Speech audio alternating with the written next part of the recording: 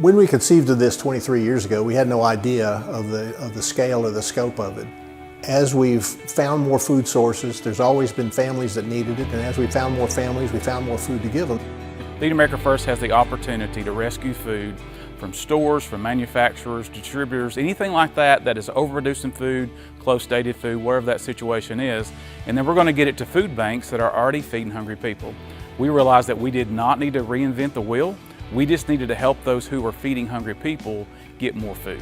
Our distribution points every Thursday somewhere in the Middle Tennessee area, Northern Alabama area, we are distributing food up to 25 to 45 to 50,000 pounds of food every Thursday, as well as every Wednesday and Friday we do our perishable food right here at our warehouse in Murfreesboro.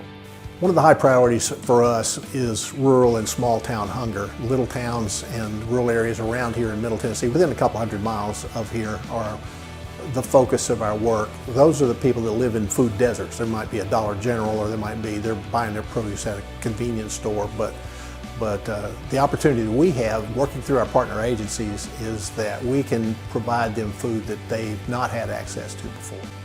For years we've been blessed to be able to use portable trailers, but we were limited to how much food we could put in those. This has changed our life, this has changed our world, and it's going to change all those people that we touch and the families that we touch, because we don't have to ever rethink, okay, we're going to take the food, but what are we going to do with it? This thing will hold the food and give us the opportunity to feed more people quickly in the state of Tennessee.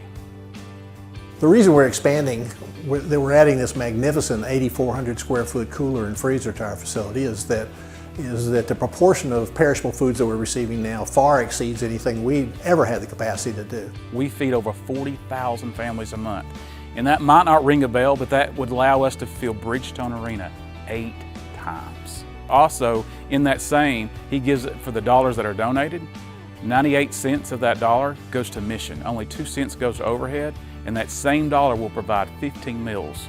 Food manufacturing and distributing in the United States has changed so much that now about 60 to 80% of the food that we receive needs refrigeration. By adding the 8,400 square foot cooler freezer that we're adding, it gives us access to more products than we've typically had, in greater quantities than we've ever had. After the landlord's donation of our building and 5 acres, which is a $2.5 million donation, we're raising money to pay off the cooler freezer, which is almost $2 million. Thus far, we're about 2/3 of the way to completing this project.